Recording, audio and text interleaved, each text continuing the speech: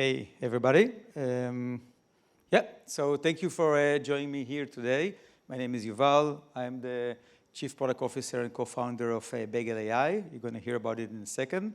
And I'm here to talk about the reality behind the word product velocity. And, as you know, everybody's talking how AI can make product people and engineering people going faster. But there's actually a catch. And there's an elephant in the room. And this is the time to say that our marketing guy likes elephants. So if you don't like elephant, that's the time to leave. It's going to be on theme throughout the slides, unfortunately.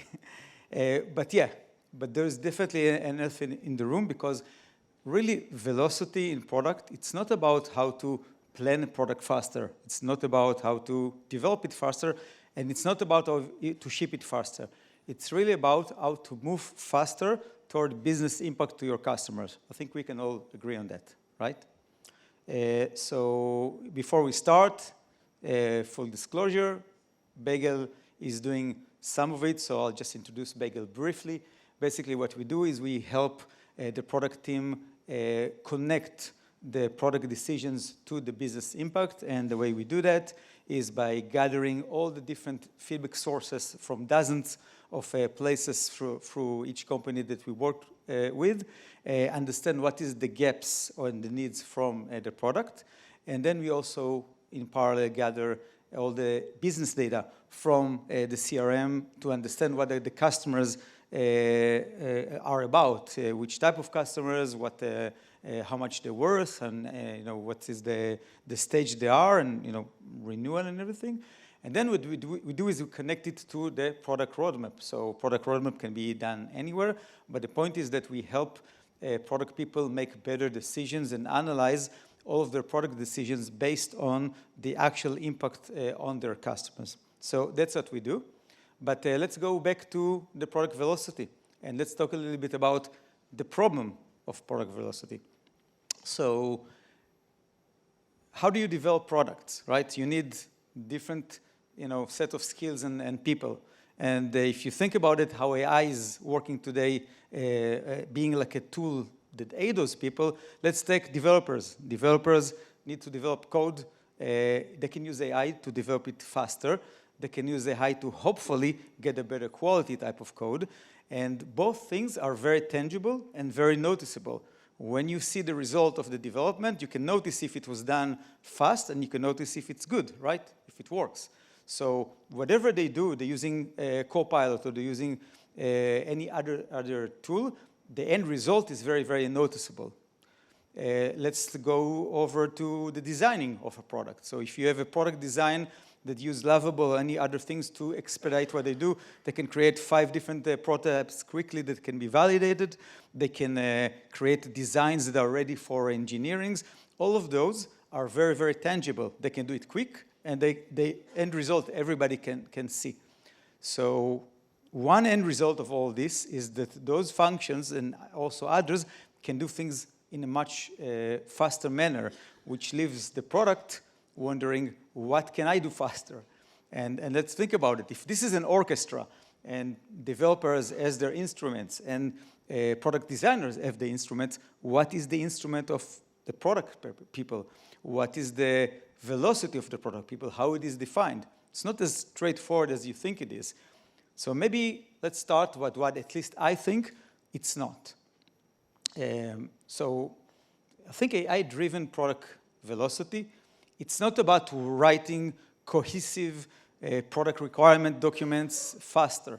It's not about creating the user stories faster. Again, everybody is waiting for the product to create user stories because they're faster. So if they can create with AI user story faster, is it good? Not necessarily. Remember our axiom from the beginning, it's not about doing things faster, it's about driving faster toward business impact. And it's not about managing projects or Jira projects better or in a more efficient way. If you look at the core of what product needs to do in order to create this business impact, is going back to the basic, which is the product strategy. How I can work on my product strategy in a more efficient way, but also in a way that keeps the quality or even improve the quality of my decisions to make business impact. And let's start with where are the challenges there. And if you think about, and again, product strategy, everybody has their own opinion about it. Let's simplify it. First of all, one of the issues with product strategy is that there are many drivers. We try, as a company, doesn't matter which size, to be more aligned, but the reality of the things is that all of those things that you see here on the left are not necessarily aligned. Obviously, revenue is important for a company. So as a product, I need to take it into account. Revenue from new logos, revenue from existing customers, revenue by preventing churn. That's definitely a driver, right? Then you have competitors in the market. You have commitments for the high-value customers that you need to consider. Also part of the strategy. And then you have those OKRs and KPIs that happens every year, every 6 months, sometimes every quarter. We need to cater to enterprise people. The CEO decides that churn is what we need to do. Sounds familiar? It's always repeating, right? So the thing is that those are factors of product strategy, but for product people, doesn't matter if I'm a product manager, director, or a VP product, they're often confusing. Look at management. I'm sure you've seen situation that if you talk with the VP sales, you get one set of directive and priorities and basically philosophy of what product should do. Then you talk with VP customer success, you get something a little bit different. The CEO thinks something else, and the CPO, they have their own agenda. When it's all needs to be aligned, normally there's a lot of things that are not exactly aligning, and also it's very, very hard to translate it to something that is tangible for the product. So we need to find a common ground, something that kind of used as kind of a North Star and something that is always true for all of this to make this make sense and to make this align. Can anybody think what it is on the right side that can connect all of it and can always kind of hold those things accountable? An elephant. There is some elephant, but not in this slide. I managed, there was a struggle there, but yeah. So in this slide, I think there is one.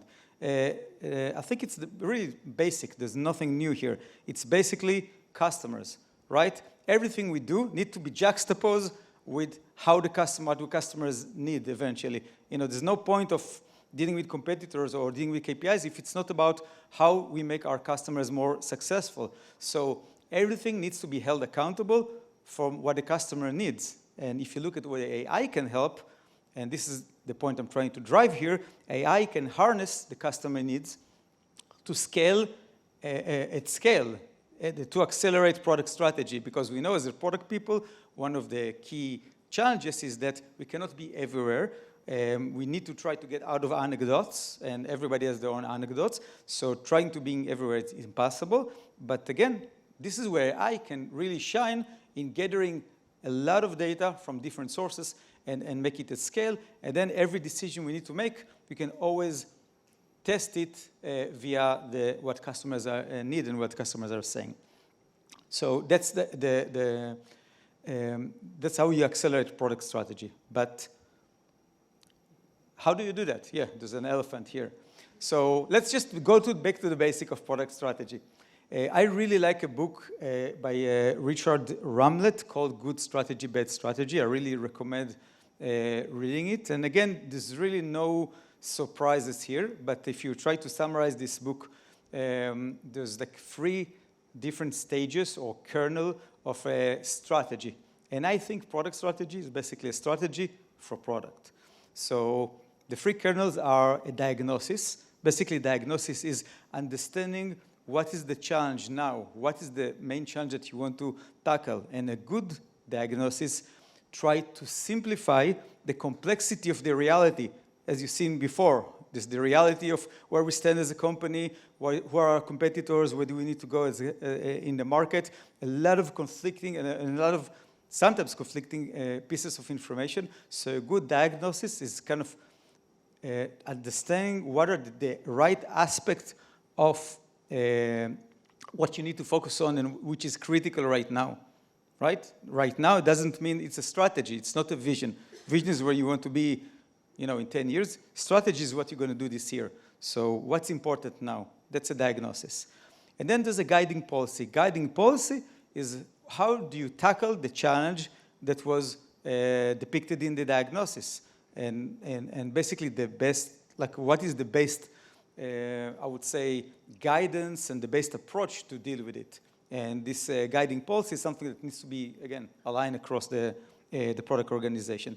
And then there's a set of coherent actions. Coherent actions that are set to carry out the guiding policy. Those are set of actions that are connected to each other, and basically together they're basically carrying it out in a very tangible way, this guiding policy. This is very simple, right? So diagnosis, guiding policy, and coherent action. So how do we take all of this and translate it to the product world? If you think about all those places, what it means for product is the diagnosis is simply what is the right problem and opportunity to solve now, right? So eventually, and again, as we know, there's many, I'm sure you've been in a situation that the CEO said, you know, this year we need to focus on enterprise customers, or we need to focus on reducing churn in the first year because of implementation. There's different type of diagnosis that may be true, but it's important to have one and to everybody align on them. And then the guiding policy is, in the product world, is that what are the right solutions? Basically, hypothesis, product solutions to this, to the right audience. So if the diagnosis is the problem or opportunity, then the solutions, the things that we can build, the product ideas, the epics, everything that we can build and need to gauge and prioritize are the guiding policy. And then coherent actions is really about how to break down those, to prioritize deeper and deeper to use cases, to kind of jobs to be done, some people like that, or to phases, what needs to be in phase 1 and phase 2, and then validate it. And if you remember how fast engineering and design are working, now you can do much faster iterations. So the point is that this validation needs to be continuous throughout the life cycle. You can't just validate it and then come back after 3 months. You need to keep validating because you can very, very easy have a lot of experiments that you can get into the market. So validation needs to be quicker. There's no point of writing more user stories unless you validated what you already did. And this is challenging. And this is where AI can help with that.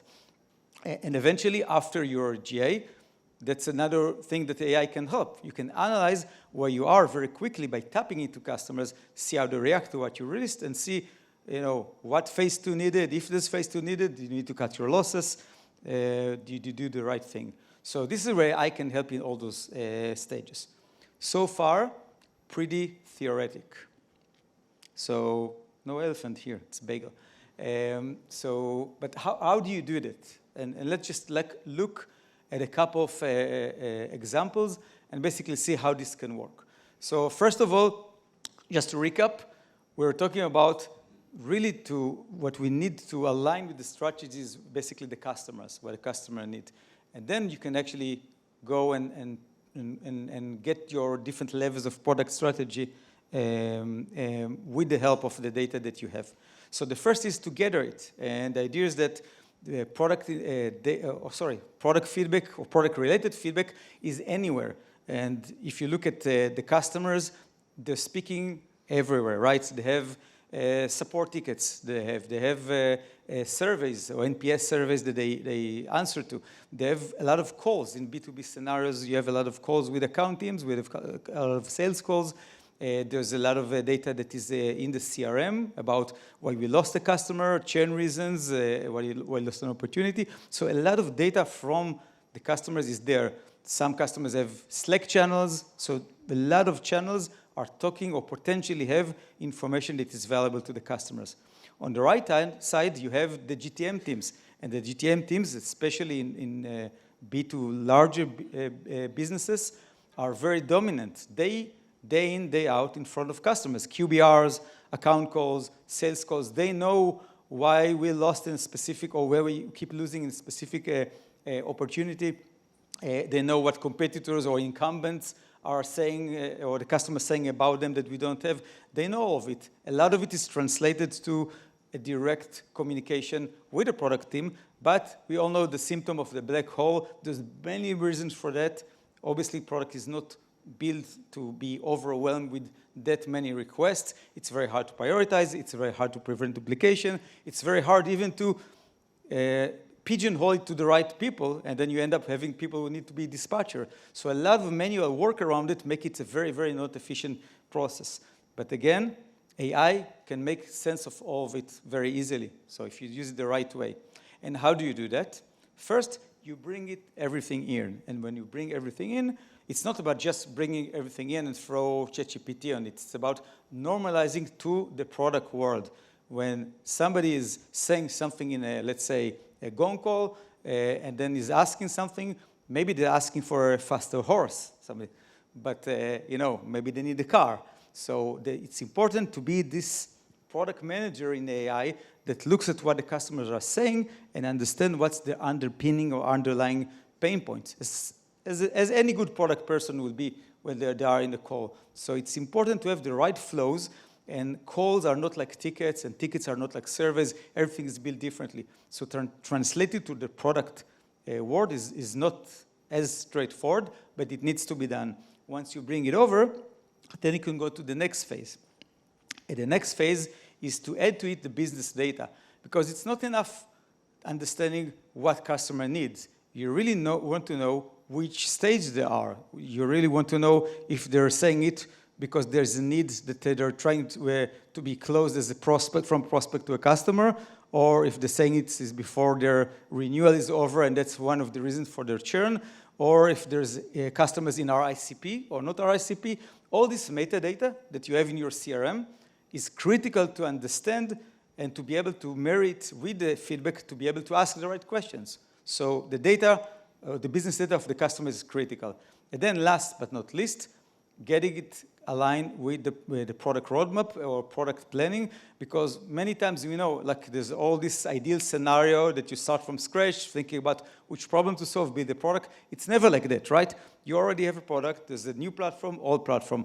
There's something you're trying to merge, company that you just acquire, some customers that already have new packages. So there's always, you're in the middle of something and you're already in the middle of the plans. And some of those plans are already, in the development, or some of them have a phase 2 plan. So you really want to connect it to everything that you do, so you can always gauge to understand what is the business, what is the actual impact of your decision by carrying with phase 2, by doing things in, just MVP or doing more. So everything you do, whatever it is, you can connect it to this. And this is where you can look at the 3 stages and ask the right questions. So I'm going to end up with just giving you an example of how this can work.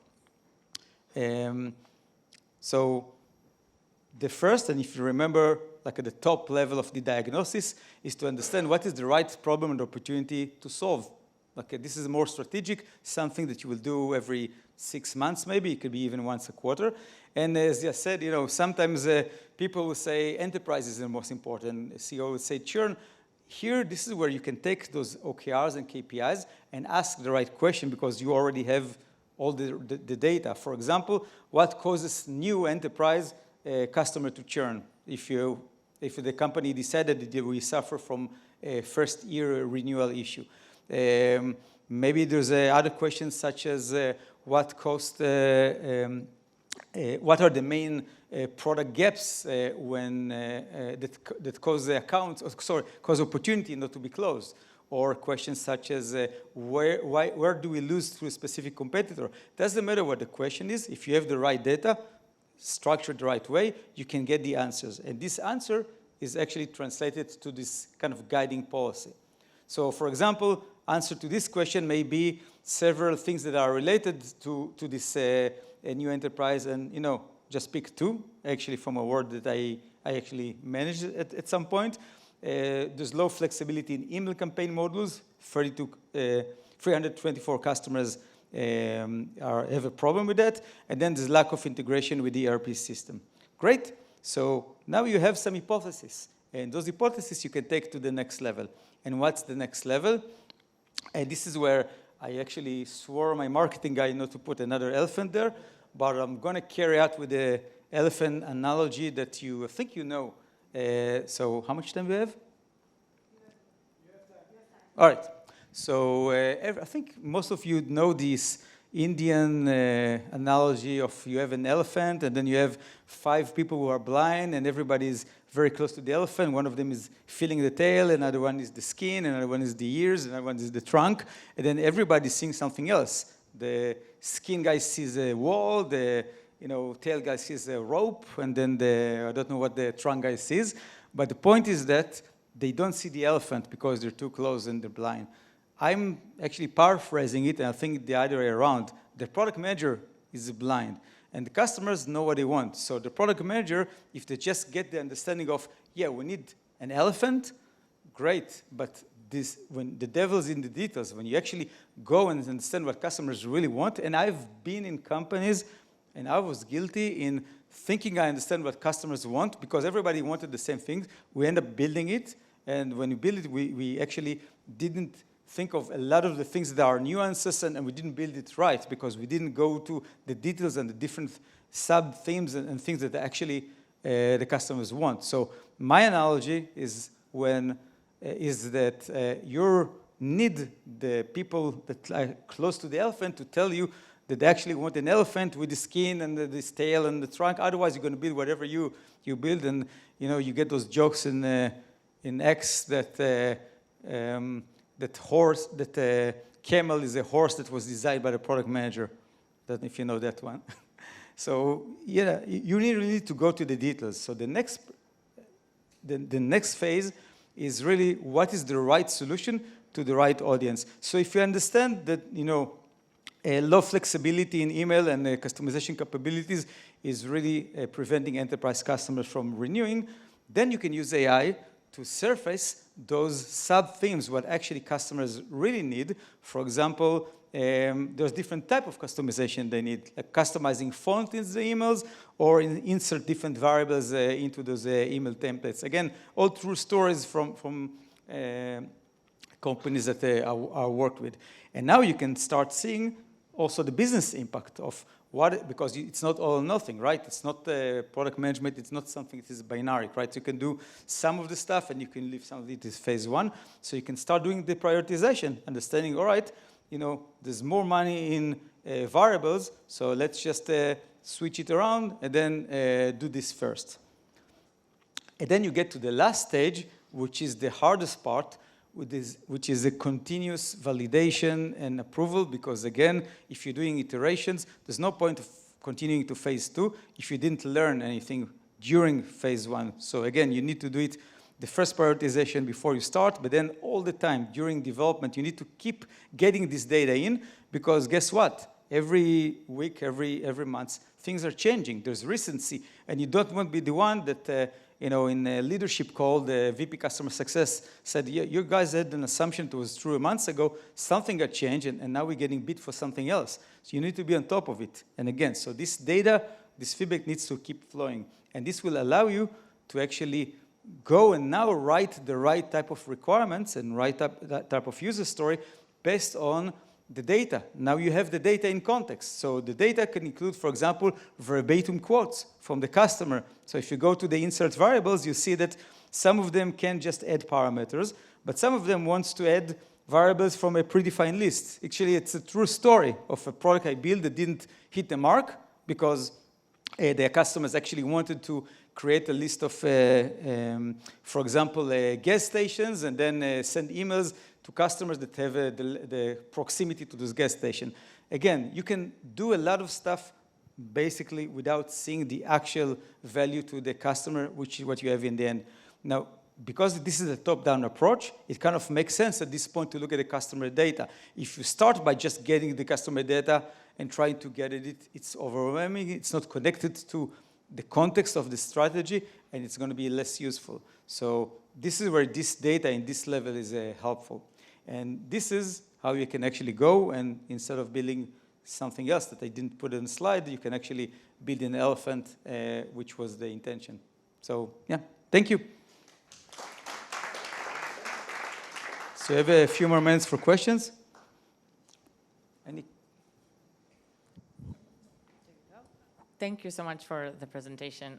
It looks like a really awesome product. What's your name and the company? It's okay. It's Michal, Chat Pulse.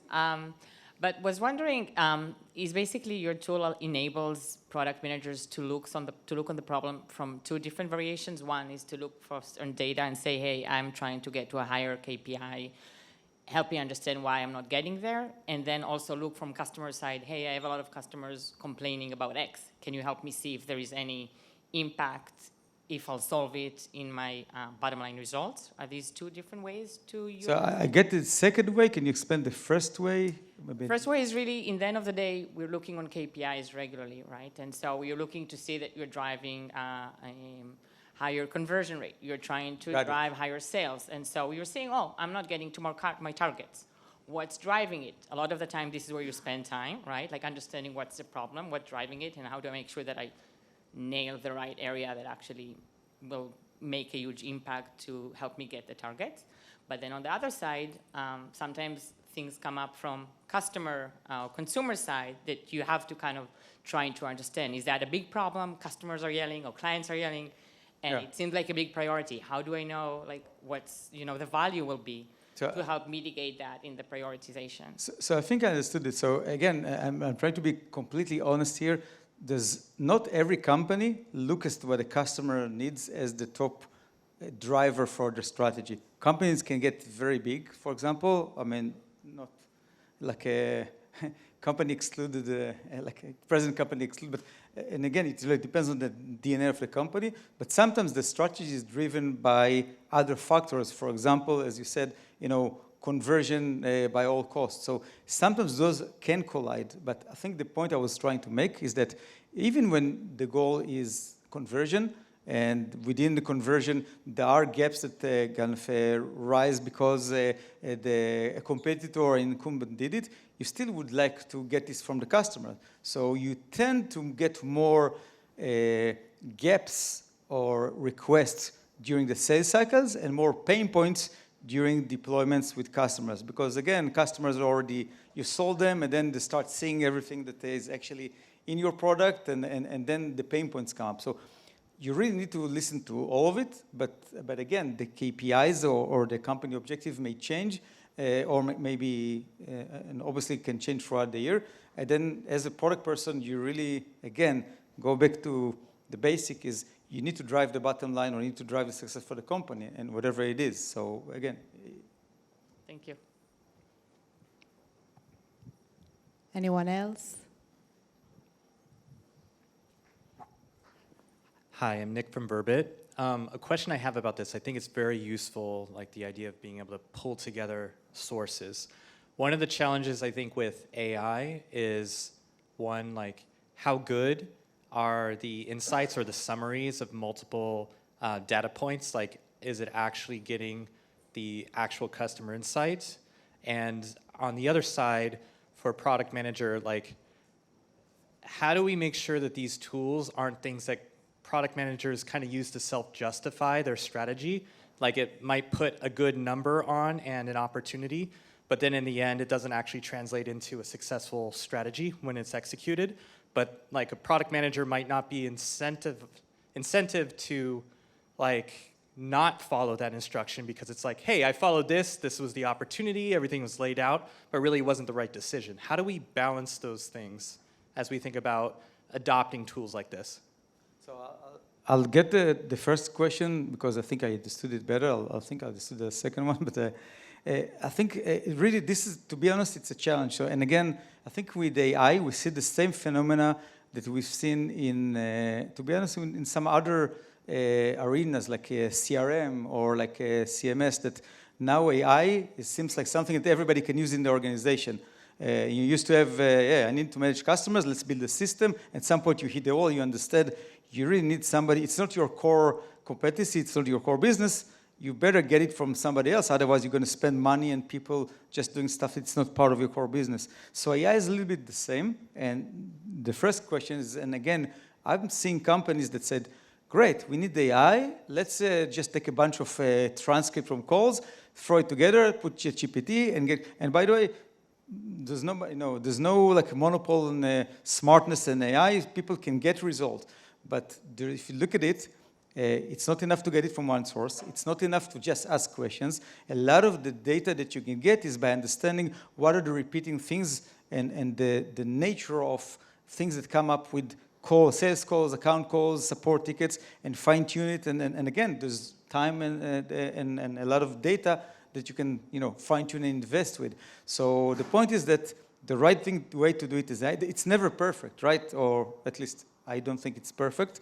But the way to do it is, again, because we're dedicated, we try to improve all the time. And the way to improve it is to really think like a product person. It's not mathematical. Sometimes the stuff that they're asking for is always like, can be, fit into one place or another.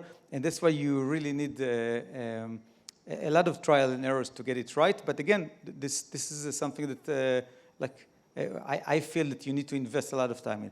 And that's only part of the story. Then you need to also do the integrations and get everything together. Then you need to UI support it. So there's a lot of work around it. But to answer your question, AI is not perfect in doing that, but it can be pretty good if it gets the right set of models and the right set of fine-tuning. And that's what we try to do. And then the second question regarding the opportunity. So I guess, if you follow the opportunity, how does it conflict with your success? I didn't get that part. So basically, the better AI is, the more people will use kind of like system one thinking, that just like trust that psychologically, like, this sounds plausible, and it has a good revenue amount.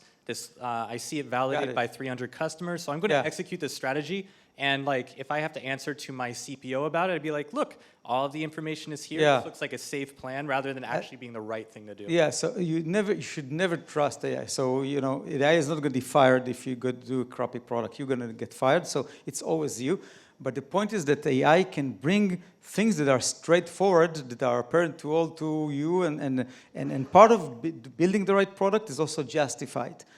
So the AI can help you justify what you do, but it's not very straightforward, like what AI. So if you just count the number of opportunity or the revenue for the opportunity, that's definitely not enough. It's one of the things that can help, but nobody is stupid enough to believe that if I just sum up those opportunities, if I do this feature, we're going to get it. There's a lot of other factors, right?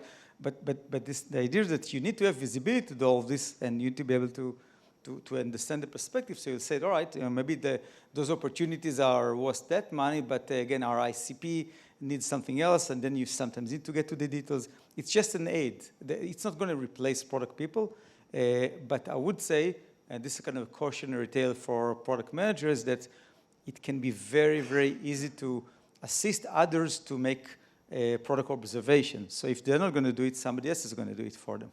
And that's kind of scary.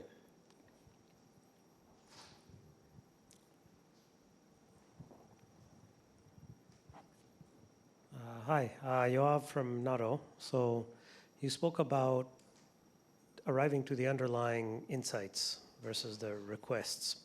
So we know that customers can ask for things, you might hear it a lot of times, and maybe it's some incremental improvement, but it's not necessarily the essence of the problem that they're trying to solve.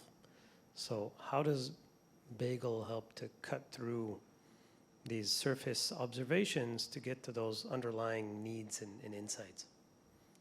Great. So I kind of alluded to it earlier, and obviously we know as product people that we always like to say it, right? What customers are asking for is not necessarily what they need. It's like they want a faster horse.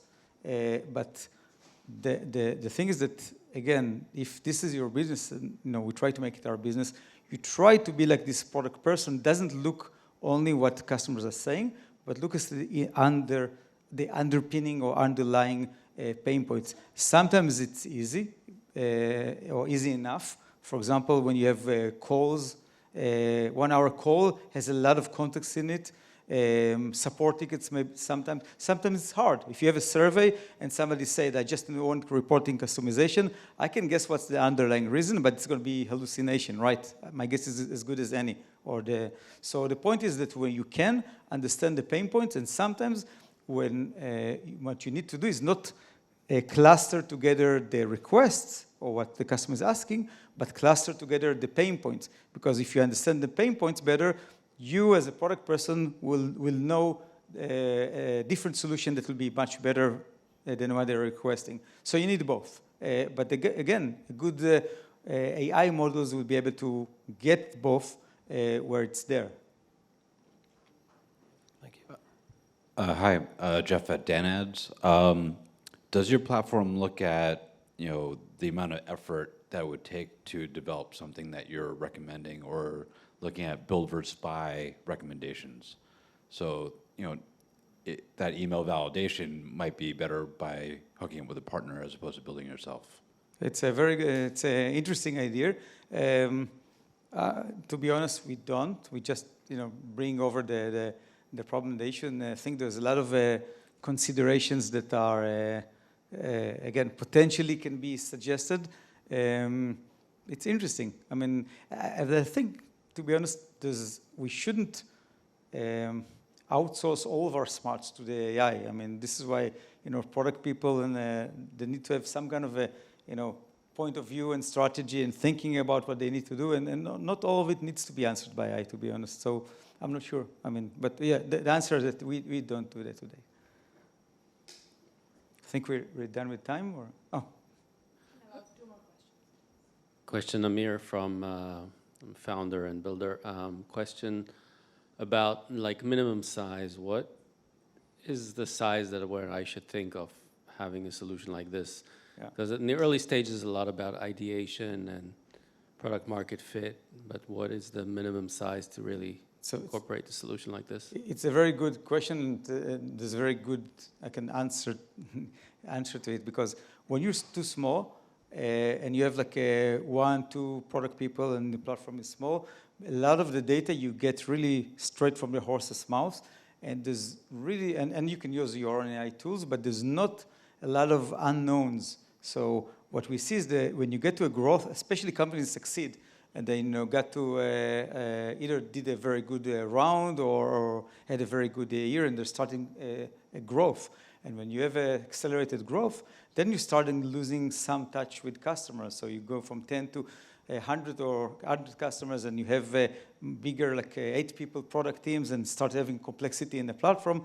This is where things start to fall apart in terms of really understanding what's in front of you, and that's what we see, kind of a sweet spot. And then on the upper side is we see again a few thousand people or departmental in the bigger companies, because at some point when you're really big, a lot of the strategy is not necessarily determined by customer. Think about. I'm not going to give any example. Thank you.